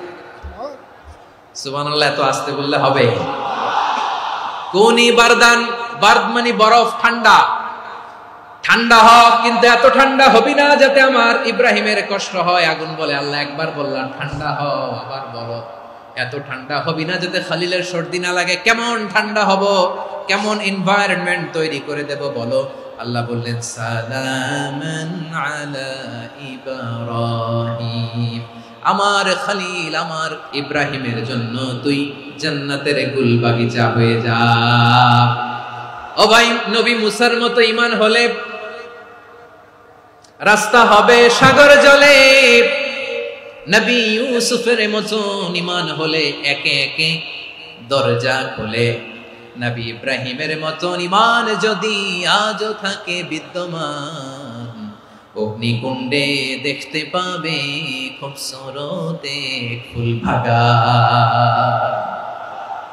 কুলনা ইয়া নারু কুনি বারদান ওয়া সালামান আলা ইব্রাহিম। বান্দা যখন মুখ দিয়ে বলে হাসবুনাল্লাহ, আমার আল্লাহ আমার জন্য যথেষ্ট, এই বলে যখন নিজেকে সঁপে দেয়, তার কি লাগবে ওই দায়িত্ব স্বয়ং নিয়ে নেয় কে? তাহলে আমার প্রিয় ভাইয়েরা, বিপদের শুরুতেই আমরা বলবো ইন্না লিল্লাহ। শুরুতে কি বলবো? এরপরে যেই বাক্যটা পড়ে নিজের পরিস্থিতিকে আল্লাহর দরবারে সঁপে দিব, সেটা হচ্ছে হাসবুনাল্লাহ। সেটা কি? বিষ্ণু বলেন, লা ইয়াজালু লিসানুকা রাতাবান মিন যিকরিল্লাহ, সব সময় আল্লাহর স্মরণ দিয়ে, জিকির দিয়ে জিহ্বাটারে সিক্ত রাখো।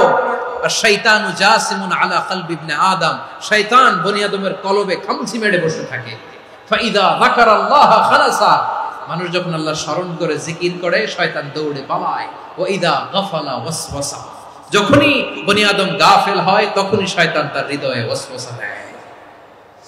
এজন্য বিপদে পড়লে ইন্না লিল্লাহ, নিজের সবটুকুন করার পরে, নিজের রোল প্লে করার পরে নিজেকে আমরা কি বলে সঁপে দিব? সবাই বলেন, মনে থাকবে? বিপদে পড়লে প্রথমে ইন্না লিল্লাহ, এরপরে নিজেকে যখন সঁপে দিব তখন হাসবুনাল্লাহ। এরপরে কঠিন বিপদে যখন বিশ্বনবী পড়তেন তখন কি করতেন? এমন বিপদ মাঝে মাঝে হয় না, দেয়ালে পিঠ থেকে যায়, চোখে মুখে অন্ধকার, কি করব দিশা খুঁজে পাই না, এরকম হয় কখনো? বিশ্বনবী এরকম কঠিন বিপদে পড়েছেন জীবনের কিছু কিছু মুহূর্তে। ওই মুহূর্তে বিশ্বনবী স্পেশাল 2টা দোয়া পড়তেন। এই দোয়াগুলো আপনাদেরকে জানিয়ে দেয়। বিশ্বনবী বলেন, কঠিনতম বিপদে যখন পড়বা, দেয়ালে পিঠ থেকে যায়, চোখে মুখে অন্ধকার, বাঁচার কোনো উপায় নাই, তখন পড়বা লা ইলাহা ইল্লা আনতা সুবহানাকা ইন্নী কুনতু মিনাজ জালিমিন। আল্লাহ, তুমি ছাড়া কোনো ইলাহ নাই, তুমি পবিত্র, নিশ্চয় আমি জালিমদের অন্তর্ভুক্ত। সুবহানাল্লাহ বলেন। এই দোয়া সাইয়েদনা ইউনূস আলাইহিস সালাম পড়েছিলেন যখন মাছের পেটে ছিলেন। এবং অনেক মুফাসসিরিন ইকরাম বলেছেন, অনেক আহলুল ইলমরা বলেছেন, এটা হচ্ছে ইসমে আজম। ইসমে আজম এমন দোয়া যেটা দিয়ে দোয়া করলে আল্লাহ দোয়া কবুল করে, কিন্তু এটা কোনটা এটা নিয়ে ইখতিলাফ আছে। কোন কোন আহলুল ইলম বলেন এই লা ইলাহা ইল্লা আনতা সুবহানাকা ইন্নী কুনতু মিনাজ জালিমিন, এটা হচ্ছে ইসমে আজম। সাইয়েদনা ইউনূস আলাইহিস সালাম পড়েছেন, আপনারা পড়েননি? এটা পড়বেন আপনারা। এই দোয়া পড়ে সাইয়েদনা ইউনূস আলাইহিস সালাম মাছের পেট থেকে রক্ষা পেয়েছিলেন। রক্ষা করেছিল কে? তুমি ইউনূস নবী রে যখন খাইলো মাছেতে গিলিয়া, ফেরেশতা পাঠাইয়া দিলে ইসমে আজম দিয়া, প্রাণে ছিল যাহার ভয় সেথা পাইল আশ্রয়, প্রাণে ছিল যাহার ভয় সেথা পাইল আশ্রয়, মাছের পেট হতে সে যে পেল পরিত্রাণ। আল্লাহু আল্লাহু তুমি জাল্লে জালালুহু, শেষ করা তো যায় না গে তোমার গুণগান। আল্লাহু আল্লাহু লা ইলাহা ইল্লা আনতা সুবহানাকা ইন্নী কুনতু মিনাজ জালিমিন। বিশ্বনবী বললেন, দেয়ালে পিঠ থেকে গেলে, চোখে মুখে অন্ধকার, বাঁচার কোনো উপায় নাই, তখন এই দোয়াটা পড়তে হবে। এই দোয়া পড়ে আল্লাহর কাছে ফরিয়াদ করলে বিপদ মুক্ত করবেন কে?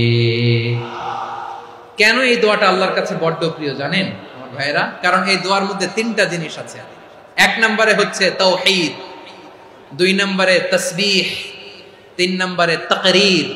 আই রিপিট, আবারও বলছি, 1 নম্বরে তাওহীদ, 2 নম্বরে তাসবিহ, 3 নম্বরে তাকরীর।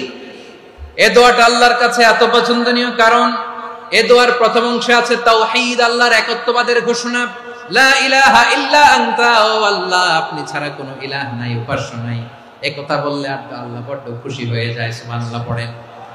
এই দোয়ার দ্বিতীয় অংশে আছে তাসবিহ, মানে আল্লাহর প্রশংসা, প্রশংসা সূচক বাণী। সুবহানাক সুবহানাক সুবহানাক, ও আল্লাহ আমি আপনার পবিত্রতা ঘোষণা করছি। সুবহানাক, এই কথা শুনলেও আল্লাহ খুশি হয়ে যায়। সুবহানাল্লাহ পড়েন। এই দোয়ার তৃতীয় অংশে আছে তাকরীর। তাকরীর মানে পাপের স্বীকৃতি। তাকরীর মানে কি? তাকরীর মানে পাপের স্বীকৃতি। এই দোয়ার তৃতীয় অংশে আছে ইন্নী কুনতু মিনাজ জালিমিন, ও আল্লাহ আমি জালিমদের অন্তর্ভুক্ত। আল্লাহ আল্লাহ আমি জালেম, আল্লাহ আমি ভুল করেছি, অন্যায় করেছি, আল্লাহ আমি জালেমদের অন্তর্ভুক্ত। এই পাপের স্বীকৃতি, অ্যাকনোলেজমেন্ট আল্লাহ বড় পছন্দ করে। যখন আল্লাহর কাছে আপনি ছোট হবেন, ছোট হতে হতে যত ছোট হবে, ওই দৃশ্যটা দেখতে আল্লাহ বড় পছন্দ করে। সুবহানাল্লাহ বলেন। 3 নম্বর অংশ ইন্নী কুনতু মিনাজ জালিমিন, আল্লাহ আমি জালেমদের অন্তর্ভুক্ত। সাইয়েদনা আদম আলাইহিস সালাম ভুল করে যখন নিষিদ্ধ গাছের ফুল খেয়ে ফেললেন, ফল খেয়ে ফেললেন, আল্লাহ বললেন আদম ক্ষমা পেতে চাইলে তুমি আর হাওয়া মিলে স্বীকৃতি দাও, পাপের স্বীকৃতি। আর পড়ো রব্বানা যালামনা আনফুসানা ওয়া ইল্লাম তাগফির লানা ওয়া তারহামনা লানাকুনান্না মিনাল খাসিরিন। ও আল্লাহ আমি আদম আর হাওয়া যালামনা আনফুসানা, আমরা আমাদের নফসের উপর বড় জুলুম করেছি। আল্লাহ ওয়া ইল্লাম তাগফির লানা ওয়া তারহামনা, আপনি যদি ক্ষমা না করেন, আপনি যদি দয়া পরবশ না হন, আপনি যদি রহম না করেন, আমরা তো ক্ষতিগ্রস্তদের মধ্যে শামিল হয়ে যাব। এই দোয়া করার সাথে সাথে সাইয়েদনা আদম আর হাওয়া আলাইহিস সালামকে ক্ষমা করে দিলেন কে? তাহলে এই দোয়ার 3 নম্বর অংশ তাকরীর, এটা আল্লাহ বড় পছন্দ করে। আমার কলিজার টুকরা ভাইয়েরা, গুনাহ করে শিকার যেতে হবে, এটা আল্লাহ ভালোবাসেন। সাইয়েদনা আবু বকর রাদিয়াল্লাহু তাআলা আনহু বিষ্ণু ইসা ইসলামকে বললেন, ইয়া রাসূলুল্লাহ আল্লিমনি দুআআন আদউ বিহি ফি সালাতি, নবী হে আপনি আমার এমন একটা স্পেশাল দোয়া শিখায়া দেন যে দোয়াটা আমি নামাজে পড়ব। নবী বললেন, তাহলে তুমি পড়ো, আল্লাহুম্মা ইন্নী যালামতু নাফসি যুলমান কাসীরান ওয়া লা ইয়াগফিরুয যুনুবা ইল্লা আনতা ফাগফিরলি মাগফিরাতাম মিন ইনদিকা ওয়ারহামনি ইন্নাকা আনতাল গফুরুর রহিম। সুবহানাল্লাহ। সালাম ফিরানোর আগে পড়েন। ও আবু বকর, নামাজে যদি দোয়া করতে মনে চায় এই দোয়াটা পড়বা, আল্লাহুম্মা ইন্নী যালামতু নাফসি, আল্লাহ জুলুম করেছি আমার নফসের উপর, যুলমান কাসীরা, অনেক জুলুম, ওয়া লা ইয়াগফিরুয যুনুবা ইল্লা আনতা, আপনি ছাড়া এই জুনুব, এই পাপ ক্ষমা করার দ্বিতীয় কোনো রব নাই। আছে? এজন্য আল্লাহরে বলবেন, আল্লাহ আমি ছাড়া তোমার গোলামের অভাব নাই, ও আমার রব আমি ছাড়া এই জমিনের বুকে তোমার গোলামের অভাব নাই, কিন্তু তুমি ছাড়া তো আমার দ্বিতীয় কোনো রব নাই। পারবেন বলতে? পারবেন? চোখের পানি ছেড়ে আল্লাহরে বলবেন, আল্লাহ তুমি আমার রব, তুমি আমার সব। কি বলবেন? আল্লাহরে বলেন, আল্লাহ তুমি আমার রব, তুমি আমার সব। আল্লাহ আমি ছাড়া এই জমিনে তোমার গোলামের অভাব নাই, তুমি ছাড়া আমার দ্বিতীয় কোনো রব নাই। এ কথা বলে চোখের পানি ছেড়ে আল্লাহরে স্বীকৃতি দেন, আল্লাহ আমি পাপী, আল্লাহ এই জমিনে আমার চেয়ে বড় পাপী আর কেউ নাই। ওযু করে সিজদায় লুটিয়ে পড়ে চোখের পানি ছেড়ে আল্লাহরে পাপের স্বীকৃতি দেন, আল্লাহ এমন কোন জুলুম নাই, গুনাহ নাই আমি করি নাই, সগীরা কবিরা, জেনে না জেনে, ইচ্ছায় অনিচ্ছায়, শিরকি বেদাতি সব গুনাহ করেছি। আল্লাহ আকাশের নিচে জমিনের উপরে আমার চেয়ে বড় গুনাহগার আর কেউ নাই। চোখের পানি ছেড়ে আল্লাহরে বলেন, আল্লাহ আমি ছাড়া তোমার গোলামের অভাব নাই, তুমি ছাড়া আমার দ্বিতীয় কোনো রব নাই, তুমি ছাড়া তো কেউ আমার গুনাহ ক্ষমা করার নাই, তুমি আমার রব, তুমি আমার সব। বলতে পারবেন? এই তাকরীর আমার পটুয়াখালীর ভাইয়া, এই স্বীকৃতিটা দেখতে আল্লাহ বড় ভালোবাসে, কারণ আমরা সবাই গুনাহগার, আমরা সবাই কি? বিশ্বনবী বলেন, কুল্লুকুম খাত্তাউন, আ বনি আদম তোমরা সবাই পাপী। সবাই কি? সবাই পাপী। আমরা সবাই পাপী, আপন পাপের বাটখারা দিয়ে অন্যের পাপ মাপি। আমরা যে পাপী এটা ভাবতে মনে চায় না কারো, খালি অন্যের পাপ দেখি আমরা, এটা ভুল। ওর এই পাপ, ও পাপী, ও জালেম, ও জাহান্নামী, এরকম একটা টেন্ডেন্সি। আমার যে কি হালাত এটার খেয়াল নাই। খেয়াল করতে হবে যে আমি সবচেয়ে বড় পাপী, ঠিক কিনা বলেন? পাপ করি না এমন কেউ আছি? হ্যাঁ আছি। কেউ না জানলেও জানে কে আমার পাপের ঘটনা? পৃথিবী না জানুক আমি তো জানি, আমি কি পাপ করেছি। হায় ও আমার কলিজার টুকরা ভাইয়েরা, মাথাটাকে নিচু করে জীবনের সব গুনার ফিরিস্তিগুলো একটা একটা করে স্বীকার করে আল্লাহরে বলেন, আল্লাহ আমি পাপী, আল্লাহ আমার চেয়ে বড় পাপী এই দুনিয়াতে কেউ নাই, আকাশের নিচে জমিনের উপরে আমার চেয়ে বড় পাপী কেউ নাই। একটা একটা করে আল্লাহ স্বীকার করি আমি পাপী, সব পাপের স্বীকৃতি দিলাম। পৃথিবী না জানুক আমি তো জানি, আমি কি পাপ করেছি। হায় আমার পাপের করলে বিচার, বাঁচার আমার নাই উপায়। দয়াময় তুমি মাফ করো আমায়, মাফ করো আমায়। আল্লাহ তাআলা যদি দয়া করে আমাদেরকে মাফ না করে, আমাদের বাঁচার কোনো উপায় নাই। আপনি কি ভেবেছেন আপনার নামাজ দিয়ে আপনি জান্নাতে যাবেন? আপনি তাহাজ্জুদ গুজার, সেজদা দিতে দিতে কপালে দাগ ফেলেছেন, এটা আপনারা জান্নাতে নেবে না। আপনি এলাকার সবচেয়ে বড় হাতেম তাই দানশীল, এই দানের ভরসায় বসে আছেন, কুশ্চিন কালো না। আমাদের নামাজ, আমাদের রোজা, আমাদের ইবাদত, এগুলোকে মিজানের পাল্লায় উঠালে কোনো ওজনই হবে না। তবে আমাদের একটা কৌশল জানা আছে, আমরা আল্লাহর রহমতের ভিখারি। আমরা সেদিন আগেই গুনার স্বীকৃতি দিয়ে দেব। আমরা বলবো, আল্লাহ তুমি প্রশ্ন করার আগে তোমার একটা কথা বলি, আমারে কিছু জিজ্ঞেস করো না, আমি সব করেছি। এমন কোন পাপ নাই যে পাপ আমারে দিয়ে হয় নাই। তোমার রহমত দিয়ে তুমি জান্নাতে পাঠাবা, তোমার দয়ায় জান্নাতে যেতে চাই, আমল দিয়ে না। পারবেন বলতে? কিয়ামতের দিন আমরা বলবো, আল্লাহ আমার আমল দিয়ে জান্নাত চাই না, আমি তোমার দয়া দিয়ে জান্নাত চাই। তোমার দয়া ছাড়া আমার কোনো উপায় নাই। কারণ আল্লাহ যদি বিচার করে বাঁচার কারো উপায় নাই। আল্লাহ যদি বলে ফেলেন তুই এটা করলি কেন, ওখানে গেলি কেন, কোরআনে 1000 বার নিষেধ করলাম তারপরেও এই পাপে জড়ালি কেন, এরকম প্রশ্ন ছুড়ে দিলে আমার উত্তর আছে? বাঁচার কোনো উপায় আছে? রোজ হাসরে হে আল্লাহ আমার করোনা বিচার, আল্লাহ করোনা বিচার, বিচার চাহি না তব দয়া চাই, এ গুনাহগার করোনা বিচার। আপনার আমল দিয়ে জান্নাতে যাবেন? কি দিয়ে যাবেন? আল্লাহর দয়া দিয়ে। আল্লাহর রহম আর দয়া ছাড়া কেউ জান্নাতের চেহারাও দেখতে পাবে না। আমার প্রিয় ভাইয়েরা, এই দোয়া আল্লাহর কাছে পছন্দনীয় হওয়ার কারণ 3টা। দোয়ার প্রথম অংশে আছে তাওহীদ, আল্লাহর একত্ববাদের ঘোষণা। এই দোয়ার দ্বিতীয় অংশ আছে তাসবিহ, আল্লাহর প্রশংসা সূচক বাণী। এই দোয়ার 3 নাম্বার অংশ পাপের স্বীকৃতি। তাহলে আমরা সবাই গুনাহগার। আমরা আল্লাহর কাছে পাপের স্বীকৃতি দিয়ে বলবো, ও আল্লাহ ইন্নী কুনতু মিনাজ জালিমিন, আমরা জুলুম করেছি, পাপ করেছি, অন্যায় করেছি, আল্লাহ বুঝতে পারি নাই, শয়তানের ওয়াসওয়াসায় পড়ে, বন্ধুর পাল্লায় পড়ে, নফসের খায়েশ মেটাতে যে আল্লাহ করে ফেলেছি। তুমি গুনাহ না মাফ না করলে আমাদের গুনাহ মাফ করার দ্বিতীয় কেউ নাই। ঠিক কিনা বলেন? এভাবে অনুতপ্ত হয়ে যদি আল্লাহর কাছে দোয়া করেন, দেয়ালে পিঠ থেকে গেছে, কোন রাস্তা নাই বের হওয়া, ওই মুহূর্তেও আপনাকে বিপদ থেকে উদ্ধার করবে কে?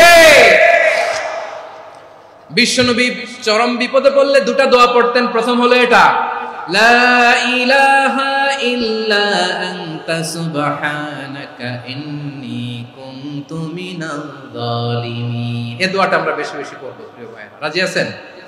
সবাই আওয়াজ করে পড়ুন ইনশাআল্লাহ। আমার প্রিয় ভাইয়েরা, বিপদে পড়লে বিশ্বনবী আরো একটা দোয়া পড়তেন, লা ইলাহা ইল্লাল্লাহুল আযীমুল হালিম, লা ইলাহা ইল্লাল্লাহু রাব্বুল আরশিল আযীম, লা ইলাহা ইল্লাল্লাহু রাব্বুস সামাওয়াতি ওয়াল আরদি ওয়া রাব্বুল আরশিল কারীম। আল্লাহ ছাড়া কোনো উপাস্য নাই, তিনি সুমহান, মহা সহিষ্ণু। আল্লাহ ছাড়া কোনো উপাস্য নাই, তিনি সুমহান, আরশের অধিপতি। আল্লাহ ছাড়া কোনো উপাস্য নাই, তিনি আকাশের মালিক, জমিনের মালিক, তিনি সুবিশাল, আরশের অধিপতি। সুবহানাল্লাহ পড়েন। এই দোয়াটা কেউ যদি পড়ে যদি এর ওসিলা করে দোয়া করে, তাকে বিপদ থেকে মুক্তি দেয় কে? মনে থাকবে আপনাদের? তাহলে বিপদের প্রথম ধাক্কায় কি যেন পড়তে হয়? ইন্না লিল্লাহ। তারপরে কি বলে আল্লাহর কাছে নিজেকে সঁপে দিতে হয়? দেয়ালে পিঠ থেকে গেলে লা ইলাহা ইল্লা আনতা সুবহানাকা ইন্নী কুনতু মিনাজ জালিমিন। 2 নাম্বার হচ্ছে লা ইলাহা ইল্লাল্লাহুল আযীমুল হালিম, লা ইলাহা ইল্লাল্লাহু রাব্বুল আরশিল আযীম, লা ইলাহা ইল্লাল্লাহু রাব্বুস সামাওয়াতি ওয়াল আরদি ওয়া রাব্বুল আরশিল কারীম। মনে থাকবে? অনেক সময় এমন হয়, হঠাৎ বিপদের সম্মুখীন হই আমরা, রেডি হয়ে বের হইছি অফিসে, হঠাৎ অ্যাক্সিডেন্টে পড়ে যাই, হঠাৎ পেটের ব্যথায় অজ্ঞান, এরকম হয় না? বিষ্ণু ইসলাম বলেন, আকস্মিক দুর্ঘটনার বিপদ থেকে যদি কেউ বাঁচতে চায়, সকাল সন্ধ্যা যেন প্রত্যেকে এই দোয়াটা পড়ে। সকালে যদি 3 বার পড়ে, সন্ধ্যা পর্যন্ত হঠাৎ বিপদ থেকে সে রক্ষা পাবে। To be protected from sudden calamity, sudden disaster, হঠাৎ বিপদ, হঠাৎ ভয়ঙ্কর কোন আকস্মিক বিপদ থেকে আল্লাহ বাঁচায় দেবে। সকালে পড়লে সন্ধ্যা পর্যন্ত প্রোটেক্টেড, সন্ধ্যাবেলায় যদি 3 বার পড়ে সকাল পর্যন্ত প্রোটেক্টেড। সুবহানাল্লাহ পড়ে। দোয়াটা কি? দোয়াটা হচ্ছে বিসমিল্লাহিল্লাযী লা ইয়াদুররু মা ইসমিহি শাইউন ফিল আরদি ওয়ালা ফিস সামাই ওয়া হুয়াস সামিউল আলীম। ছোট না? অনেক ছোট, মুখস্থ করবেন। বিসমিল্লাহিল্লাযী লা ইয়াদুররু মা ইসমিহি শাইউন ফিল আরদি ওয়ালা ফিস সামা। ওই আল্লাহর নাম নিচ্ছি যে আল্লাহর নামের বরকতে আকাশ জমিনের কোনো কিছু কারো কোনো ক্ষতি সাধন করতে পারে না। তিনি সর্বশ্রোতা, সর্বজ্ঞ। সুবহানাল্লাহ পড়েন। পড়বেন এই দোয়াটা, বিসমিল্লাহিল্লাযী লা ইয়াদুররু মা ইসমিহি শাইউন ফিল আরদি ওয়ালা ফিস সামাই ওয়া হুয়াস সামিউল আলীম। ফজরের পরে 3 বার, মাগরিবের পরে 3 বার যদি কেউ পড়ে প্রোটেক্টেড, যে কোনো হঠাৎ বিপদ থেকে প্রোটেক্টেড। প্রোটেক্ট করেন কে? ওই আল্লাহর নাম নিচ্ছি যে আল্লাহর নামের ওসিলায় আকাশ জমিনের কোনো কিছু কোনো ক্ষতি করতে পারে না। সুবহানাল্লাহ পড়েন। আচ্ছা, এবার আমাদের জীবনে দুশ্চিন্তা আছে না নাই বলেন? Tension, hyper tension, anxiety, depression, সবার জীবনে টেনশন আছে না নাই? এই দুশ্চিন্তা, পেরেশানি, মারাত্মক পেরেশানি থেকে মুক্তি পাওয়ার জন্য বিষ্ণু ইসলাম দুটো দোয়া পড়তেন। কয়টা? অনেকগুলো পড়তেন। স্পেশাল দুটো দোয়া আজকে আপনাদের শিখায় যাব, শুনবেন। পেরেশানিতে পড়লে, টেনশনে পড়লে এই দোয়াটা, প্রিয় ভাইরা, বিষ্ণু ইসলাম যখন খুব বিপদে পড়তেন, দুশ্চিন্তা ওনাকে ঘিরে ধরতো, উনি পড়তেন ইয়া হাইয়ু ইয়া কাইয়ুম বিরহমাতিকা আস্তাগীথ। ইয়া হাইয়ু ইয়া কাইয়ুম, হে শাশ্বত অবিনশ্বর, হে চিরঞ্জীব, বিরহমাতিকা আস্তাগীথ, তোমার রহমতের উসিলায় তোমার কাছে ফরিয়াদ করি। এটা পড়তেন। আবার আরেক বর্ণনায় এসেছে ইয়া হাইয়ু ইয়া কাইয়ুম বিরহমাতিকা আস্তাগীথ আসলিহ লি শা'নি কুল্লাহু ওয়ালা তাকিলনি ইলা নাফসি তারফাতা আইন। আসলিহ লি শা'নি কুল্লাহ, আল্লাহ আমার সবকিছু আপনি সেটেল করে দেন। আমাদের সব ঝামেলা সেটেল করে দিতে পারে কে? তাহলে পড়বেন ইয়া হাইয়ু, হে চিরঞ্জীব। হাইয়ু মানে চিরঞ্জীব, যিনি চিরকাল বেঁচে থাকবেন, মরবেন না। আল্লাহ মরবেন? তার কোনো লয় আছে? ক্ষয় আছে?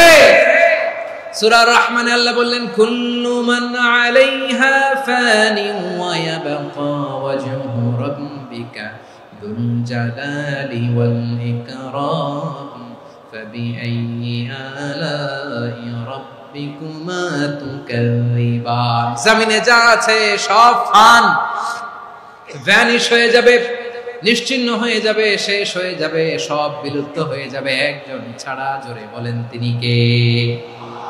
এই দোয়াটা কেন পছন্দ আল্লাহর কাছে? কারণ এখানে আল্লাহর দুইটা সুন্দর নাম আছে, গুণবাচক নাম, আল হাই, আল কাইয়ুম, এই দুটো নাম আছে এখানে। আবার এই দুইটা আয়াতুল কুরসির অংশ। আয়াতুল কুরসির শুরু তো এটা আছে না নাই? হ্যাঁ, আছে না নাই? 3 নাম্বার কারণ, এটা ইসমে আজম। কোন দোয়াটা ইসমে আজম? যে দোয়া ওসিলায় দোয়া করলে আল্লাহ দোয়া ফেরায় না। অনেকগুলো মত আছে, সবচেয়ে ভ্যালিড মত হচ্ছে এটা, ইয়া হাইয়ু ইয়া কাইয়ুম, এর ওসিলা দিয়ে দোয়া করলে দোয়া কবুল করে কে? 2 নম্বরে বিশ্বনবী মারাত্মক বিপদে পড়লে আরেকটা দোয়া পড়তেন, আল্লাহুম্মা ইন্নী আবদুক। আগে দোয়াটা পড়ি, শুনেন। আল্লাহুম্মা ইন্নী আবদুক ওয়া ইবনু আবদিক ওয়া ইবনু আমাতিক নাসিয়াতি বিয়াদিক মাদিন ফিয়া হুকমুক আদলুন ফিয়া কাদাউক আসআলুকা বিকুল্লি ইসমিন হুয়া লাক সাম্মাইতা বিহি নাফসাক আও আনসালতাহু ফি কিতাবিক আও আল্লামতাহু আহাদাম মিন খালকিক أو استأثرت به في علم الغيب عندك أن تجعل القرآن ربيع قلبي ونور صدري وجلاء حزني وذهاب همي। سبحان الله পড়েন। বিষ্ণু বলতেন আল্লাহুম্মা ইন্নী আবদুক, ও আল্লাহ আমি আপনার গোলাম, ওয়া ইবনু আবদিক, গোলামের ঘরের গোলাম, ওয়া ইবনু আমাতিক, বাদীর ঘরের গোলাম। মানে আল্লাহ আমি আপনার গোলাম, আমার বাবা আব্দুল্লাহ ছিল আপনার গোলাম, আমার মা আমিনা ছিল আপনার বাদী। মানে আমরা গোলাম বংশের, সব গোলাম। নিজের এর চেয়ে আর ছোট করে আল্লাহর কাছে উপস্থাপন করা যায় আমার ভাইরা? কথা কি বুঝতেছেন?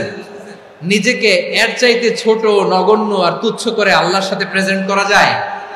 বিশ্বনবী বললেন ও আল্লাহ আমি আপনার গোলাম, গোলামের ঘরের গোলাম, দাসীর ঘরের গোলাম, নাসিয়াতি বিয়াদিক, আমার মাথার চুলের ছুটি আপনার হাতের মুঠোয়।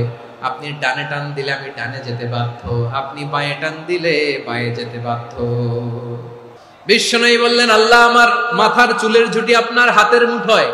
আচ্ছা, এইভাবে কাকে ধরা হয়? যে খুব ছোট, ঠিক কিনা? নিজেকে কত ছোট করলেন বিশ্বনবী। ও আল্লাহ আমার মাথার চুলের ঝুঁটি আপনার হাতের মুঠোয়, আপনি ডানে টানলে আমি ডানে যাব, বাঁয়ে টানলে বাঁয়ে যাব। আল্লাহ আসআলুকা বিকুল্লি ইসমিন হুয়া লাক নাসিয়াতি বিয়াদিক মাদিন ফিয়া হুকমুক, আপনার নির্দেশ আমার উপর কার্যকর হবেই হবে। আদলুন ফিয়া কাদাউক, আপনার ফয়সালা, যেই ফয়সালাই আপনি আমার জন্য করেন এটাই ইনসাফ। সুবহানাল্লাহ বলেন। আমরা আল্লাহর ফয়সালায় সন্তুষ্ট হতে চাই না। কত কমপ্লেইন, আল্লাহ তুমি এটা দিলা না, ওইটা পাইলাম না, ওইটা হইল না রে, এরকম অভিযোগ, কমপ্লেইন আমাদের আছে না নাই?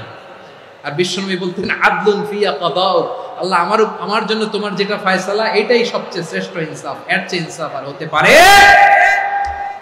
এভাবে কায়মান বাক্যে আল্লাহর কাছে বিশ্বনবী দোয়া করতেন। এরপরে বিশ্বনবী বললেন, আল্লাহ তোমার যত নাম আছে সব নামের ওসিলায় দোয়া করি, যে নাম তুমি আমাদেরকে জানিয়েছো, যে নাম তুমি আমাদেরকে জানাও নাই, যে নাম তুমি কোরআনে নাজিল করেছো, যে নাম নাজিল করো নাই, যে নাম শুধু নবীদেরকে জানিয়েছো। আর আল্লাহর এমন কিছু চমৎকার চমৎকার সুন্দর সুন্দর নাম আছে, এই নামগুলো রব্বুল আলামিন কাউকে জানাবে না। সুবহানাল্লাহ বলেন। আমরা তো 99 নাম জানি, 100 নাম জানি আল্লাহ, কিন্তু আল্লাহর এমনও কিছু নাম আছে যেগুলো আল্লাহ বিষ্ণু নবীরও জানায়নি। এগুলো আল্লাহ ইলমুল গায়বে রেখে দিয়েছেন। দোয়ার সময় বলবেন, আল্লাহ তোমার যেই নামগুলো জানি, যেগুলো জানি না, যেগুলো কোরআনে আছে, যেগুলো নাই, যেগুলো নবীরে খাস ভাবে জানাইছো ওগুলোর উসিলায়, যেগুলো কোনোদিন জানাবাও না তোমার ওই নামের উসিলাও তোমার কাছে চাই। আল্লাহ কোরআনকে আমার হৃদয়ের বসন্ত বানাও, আমার বক্ষের জ্যোতি বানাও, আমার চিন্তা দুশ্চিন্তা তুমি দূর করে দাও। বিশ্বনবী বললেন, এই কালিমাগুলো, এই বাক্যগুলো পড়ে যদি কেউ আল্লাহর কাছে ফরিয়াদ করে, তার হৃদয় থেকে দুশ্চিন্তা কাটিয়ে দিবে কে? আচ্ছা, সবশেষে বলি, ঋণের বোঝায় যারা জর্জরিত, বিষ্ণু সাল্লাল্লাহু আলাইহি ওয়াসাল্লাম চমৎকার একটা দোয়া শিখিয়েছেন। এক সাহাবীর নাম আবু উমামা, নামাজের ওয়াক্ত ছাড়া উনি মসজিদে যেয়ে বসে আছে। বিষ্ণু বললেন, কি রে আবু উমামা, নামাজের তো ওয়াক্ত হয় না, মসজিদে কি? সাহাবী বলে, হুমুমুন লাজিমাতনি ওয়া দুয়ুন, নবী গো, ঋণের বোঝায় এমন টেনশনে আছি, ঘরে থাকতে পারলাম না, মসজিদে চলে আসছে। বিশ্বনবী বলেন, আমি কি তোমার এমন একটা দোয়া শিখাবো যেটা বললে আল্লাহ তাআলা তোমার ঋণের বোঝা হালকা করে দিবে? আবু উমামা বললেন, ইয়া রাসূলুল্লাহ, অবশ্যই শিখাবেন। বিশ্বনবী বললেন, তাহলে তুমি পড়বা, আল্লাহুম্মা ইন্নী আউযু বিকা মিনাল হাম্মি ওয়াল হাযান ওয়া আউযু বিকা মিনাল জুবনি ওয়াল বুখল ওয়া আউযু বিকা মিন গালাবাতিদ দাইনি ওয়া কাহরির রিজাল। ও আল্লাহ, তোমার কাছ থেকে দুশ্চিন্তা থেকে পানাহ চাই, কৃপণতা, ভীরুতা, অলসতা, কার্পণ্যতা, এই সব কিছু থেকে, মানুষের কঠোরতা, আমার উপর মানুষের আধিপত্য এবং ঋণের বোঝা থেকে পানাহ চাই। এই দোয়াটা যখন বিশ্বনবী শিখাই দিলেন, আবু উমামা বারবার এই দোয়া করে, আল্লাহুম্মা ইন্নী আউযু বিকা মিনাল হাম্মি ওয়াল হাযান ওয়া আউযু বিকা মিনাল আজজি ওয়াল কাসাল ওয়া আউযু বিকা মিনাল জুবনি ওয়াল বুখল ওয়া আউযু বিকা মিন গালাবাতিদ দাইনি ওয়া কাহরির রিজাল। আবু উমামা বলে, এই দোয়া আমি পড়তে লাগলাম আর পড়তে লাগলাম, কিছুদিন পরে দেখা গেল বিশ্বনবীর শেখানো এই দোয়ার বদৌলতে আল্লাহ তাআলা আমার সব ঋণ পরিশোধের ব্যবস্থা করে দিয়েছেন। আমার প্রিয় পটুয়াখালীর ভাইয়েরা, বিশ্বনবীর জামাতা সাইয়্যিদিনা আলী রাদিয়াল্লাহু তাআলা আনহুর কাছে এক লোক এসে বলে, হে আলী, ঋণের বোঝায় আমি জর্জরিত, আমার কিছু অর্থ দিয়ে সাহায্য করো। সাইয়্যিদিনা আলী রাদিয়াল্লাহু তাআলা আনহু বললেন, আমি কি তোমারে এমন একটা দোয়া শিখাবো যেটা বিশ্বনবী আমাদের শিখিয়েছেন? এই দোয়া যদি তুমি পড়ো, লাউ কানা আলাইকা মিসলু জাবালিন কাবীরিন দাইনান আদাল্লাহু আনকা, পাহাড় পরিমাণে যদি ঋণের বোঝা হয়, আল্লাহ এটা পরিশোধের ব্যবস্থা করে দেবেন। ছোট্ট একটা দোয়া বিশ্বনবী শিখালেন, বললেন, তুমি পড়বা, আল্লাহুম্মা কফিনি বিহালালিকা আন হারামিকা ওয়া আগনিনি বিফাদলিকা আম্মান সিওয়াক। আল্লাহুম্মা কফিনি বিহালালিকা আন হারামিক, আল্লাহ তোমার হালাল দিয়ে আমাকে পরিতুষ্ট করো, হারাম থেকে বাঁচিয়ে রাখো, আর তোমার অনুগ্রহে মানুষের মুখাপেক্ষী যেন আমি না হই, আমি যেন সবসময় তোমার মুখাপেক্ষী হই, ওই তৌফিক দিও। সুবহানাল্লাহ পড়েন। এই দোয়া বেশি বেশি পড়লে ঋণের বোঝা হালকা করে দিবে কে? তাহলে প্রিয় ভাইয়েরা, বিপদে পড়লেই প্রথমে কি পড়বেন? ইন্না লিল্লাহ। কি বলে নিজেকে আল্লাহর কাছে সঁপে দিতে হয়? হাসবুনাল্লাহ। চরম বিপদে দেয়ালে পিঠ থেকে গেছে, তখন লা ইলাহা ইল্লা আনতা সুবহানাকা ইন্নী কুনতু মিনাজ জালিমিন। এরপরে লা ইলাহা ইল্লাল্লাহুল আযীমুল হালিম, এই দোয়া। আকস্মিক বিপদ, হঠাৎ যেন কোনো বিপদ আমাকে পেয়ে না বসে, এটার জন্য বিসমিল্লাহিল্লাযী লা ইয়াদুররু মা ইসমিহি শাইউন ফিল আরদি ওয়ালা ফিস সামাই ওয়া হুয়াস সামিউল আলীম। সকালে 3 বার, রাতে 3 বার। আর মারাত্মক tension, hyper tension, anxiety, depression থেকে বাঁচার জন্য 2 দোয়া, ইয়া হাইয়্যু ইয়া কাইয়্যুম, ইয়া হাইয়্যু ইয়া কাইয়্যুম, মনে থাকবে? আর আল্লাহুম্মা ইন্নী আবদুক, এই দোয়া। ঋণ থেকে বাঁচার জন্য 2 দোয়া, আল্লাহুম্মা ইন্নী আউযু বিকা মিনাল হাম্মি ওয়াল হাযান, এটা। আর আল্লাহুম্মা কফিনি বিহালালিকা আন হারামিকা ওয়া আগনিনি বিফাদলিকা আম্মান সিওয়াক। আর সব সময় পড়ার জন্য একটা আমল দিয়ে যাই, উঠতে বসতে, অফিসে যাচ্ছেন, অফিস থেকে ফিরতেছেন, বসে আছেন, শুয়ে আছেন, ছোট্ট এক শব্দে আমরা যেন বেশি বেশি পড়ি, আস্তাগফিরুল্লাহ। আল্লাহ রাসূল সাল্লাল্লাহু আলাইহি ওয়াসাল্লাম বলেন, মান লাজিমাল ইস্তিগফার, যে সব সময় এরকম ইস্তিগফারের সাথে লেগে থাকে, জাআলাল্লাহু লাহু মিন কুল্লি দিকিন মাখরাজা, আল্লাহ তাআলা তাকে কোনো বিপদে আটকান না, সে জীবনে আটকাবে না, যে কোনো বিপদে আল্লাহ তার রাস্তা বের করে দিবেন। Way out, you will get a way out in solution. সুবহানাল্লাহ। ওমিন কুল্লি হাম্মিন ফারাজা, দুশ্চিন্তা মুক্ত হবে। ওয়ায়ারযুকহু মিন হাইসু লা ইয়াহতাসিব, এমন জায়গা থেকে আল্লাহ রিজিকের বন্দোবস্ত করবে যেটা সে কল্পনাও করে নাই। আওয়াজ করে পড়েন সুবহানাল্লাহ। আমার প্রিয় ভাইয়েরা, এটা গেল নিজের বিপদ। নিজে যদি বিপদে পড়েন, অন্যের বিপদ যদি দেখেন, এটার জন্য একটা দোয়া আছে। অনেক সময় আমরা দেখি হাসপাতালে ক্যান্সারের 3rd স্টেজে চলে গেছে, লোকটা হ্যাংলা হয়ে চিকন হয়ে হায়রে কি কষ্ট পায়, দেখি না? বিষ্ণু বলে একটা দোয়া যদি কেউ অন্যের কোনো বিপদ দেখে পড়ে, ওই বিপদ তার জীবনে কখনো আসবে না। অনেক সময় হয় যে আমরা মহাসড়ক দিয়ে যখন চড়ি, দুর্ঘটনায়, আইরে আল্লাহ, দুর্ঘটনায় মানুষের মাথা একদিকে, দেহ আরেকদিকে, ব্লিডিং, এরকম হয় না? আল্লাহ তুমি হেফাজত করো। বিশ্বনবী বলেন এই দুর্ঘটনা দেখে কেউ যদি এই দোয়াটা পড়ে, তার জীবনে সে কোনোদিন এরকম অ্যাক্সিডেন্টের সম্মুখীন হবে না। বিশ্বনবী বলেন অন্যের বিপদ দেখে কেউ যদি পড়ে, আলহামদুলিল্লাহিল্লাযী আফানি মিম্মা বাতালাকা বিহি ওয়া ফাদ্দালানি আলা কাসীরিন মিম্মান খালাকা তাফদীলা, মানে প্রশংসা সেই আল্লাহর, যে আল্লাহ তাআলা তোমাকে যেই জিনিস দিয়ে পরীক্ষা করেছে, আমাকে ওইটা থেকে বাঁচিয়ে দিয়েছে। তোমাকে আল্লাহ যেই বিপদে ফেলেছে, আমাকে ওই বিপদ থেকে তিনি মুক্ত রেখেছে, আর তার অনেক সৃষ্টির উপর আমাকে তিনি প্রাধান্য দিয়েছে। সুবহানাল্লাহ পড়েন। যে কোনো বিপদ, কারো ক্যান্সার দেখে যদি এই দোয়াটা আপনি বিশ্বাসের সাথে পড়েন, জীবনে কোনোদিন ক্যান্সার রোগে আক্রান্ত হবেন না। দুর্ঘটনা দেখে যদি পড়েন, ওই দুর্ঘটনা আপনাকে স্পর্শ করবে না। যে কোনো কারো বিপদ দেখে যদি কোনো বিশ্বাসী বান্দা এই দোয়া পড়ে, বিশ্বনবী বলেন লাম ইউসিবহু যালিকাল বালা, ওই বিপদ তাকে আর ধরবে না। উফিয়া মিনহু মিন যালিকাল বালা কাইনাম মা কান, সে যতদিন হায়াত পাবে কোনোদিন ওই বিপদ তাকে স্পর্শ করবে না। আমার প্রিয় ভাইরা, তাহলে পুরো আলোচনার সেন্ট্রাল থিম হচ্ছে আমাদের জীবনে বিপদ আসবে, কষ্ট আসবে, দুঃখ আসবে, কিন্তু বিপদে আপদে আমরা হাল ছেড়ে দিব না, হতাশ হব না। মুমিন হতাশ হয় না, নিরাশ হয় না, হাল ছেড়ে দেয় না। মুমিন ভরসা রাখে একজনের উপর। আওয়াজ করে বলুন, যিনি কে? বিপদে পড়লে আমাদেরকে উদ্ধার করে কে?